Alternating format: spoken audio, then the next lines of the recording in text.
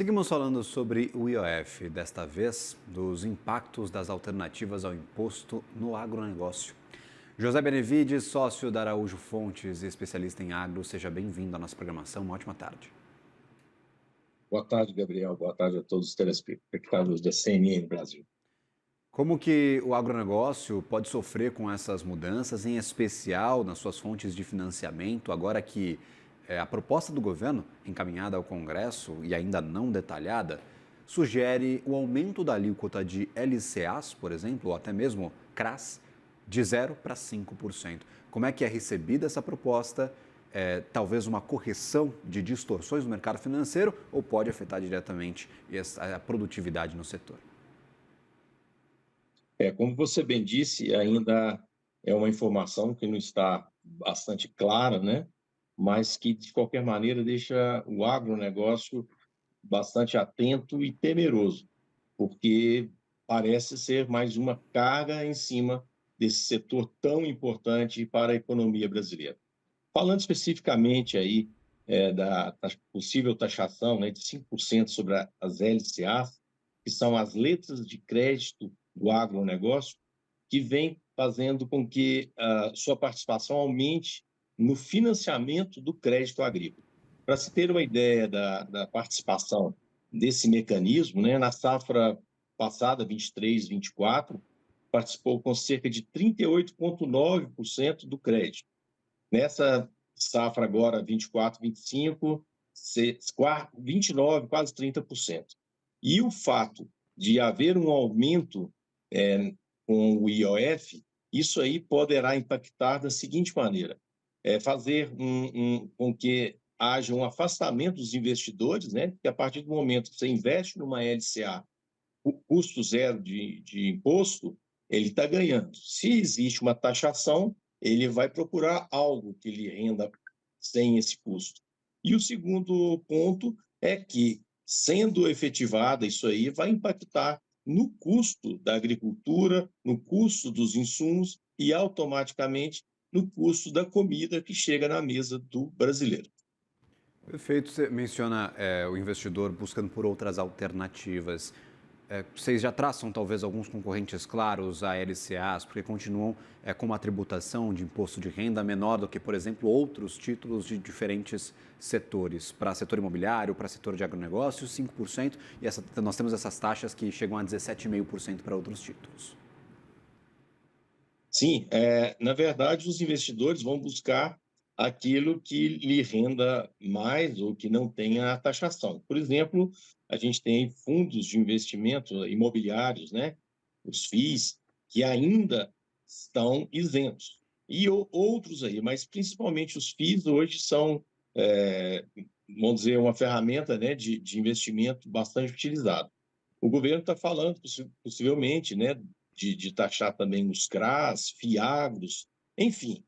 O que a gente vê claramente, Gabriel, é que caso haja realmente taxação, falando especificamente do agro, nessas linhas de financiamento que até então eram isentas, e o mercado de capital cada vez mais com vistas ao agronegócio, isso pode ser um passo atrás, realmente um retrocesso, porque muito do dinheiro público, né, o dinheiro oficial, ele está cada vez mais escasso e cada vez mais caro.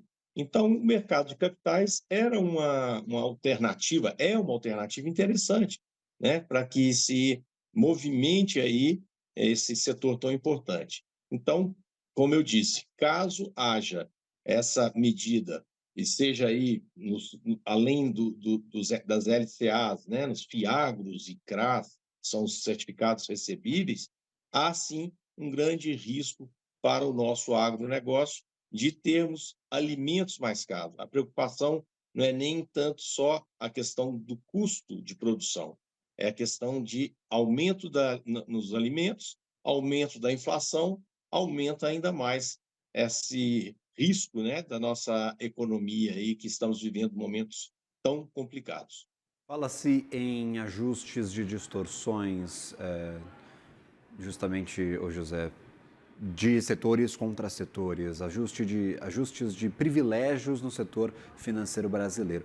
O agronegócio, ele realmente tem estes privilégios? Qual que é a avaliação do setor? Qual que é a tua avaliação? Sinceramente, quando a gente compara o agronegócio com alguns setores, eh, outros setores da economia, ele tem sim alguns, eu não diria privilégios, ele tem algumas especificidades, tá, próprias do setor. Mas é importante dizer que quando o produtor está planejando fazer sua safra, ele está planejando com uma condição de preço dos insumos, com preço das commodities, num status X.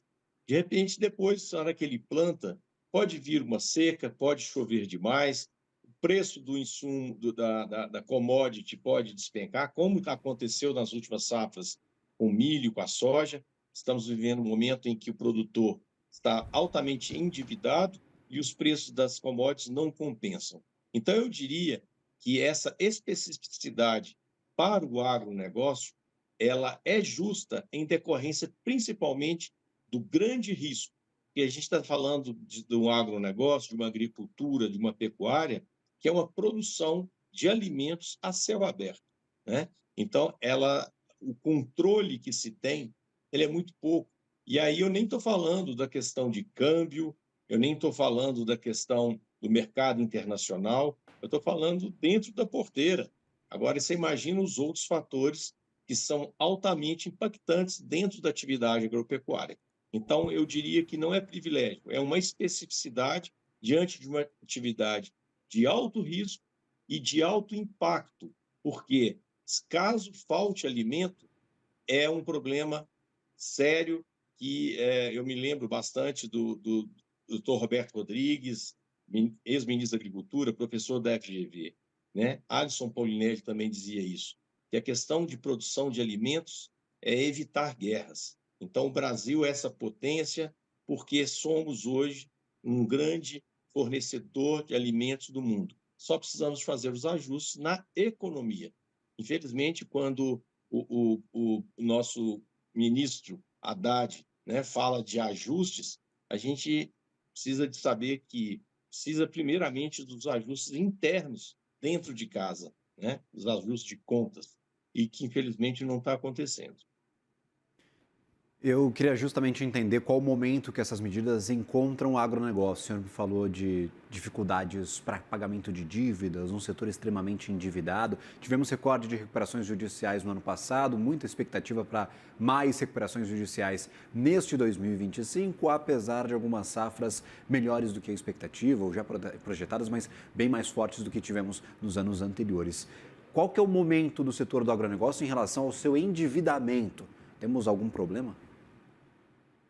Sim, temos um grave problema, Gabriel, porque vou colocar como tempo base a pandemia, em que o Brasil se expôs como um grande fornecedor de alimentos para o mundo, né? A gente tinha alimentos, conseguimos fazer uma logística rápida e nos posicionamos como uma das potências agroalimentares mundiais.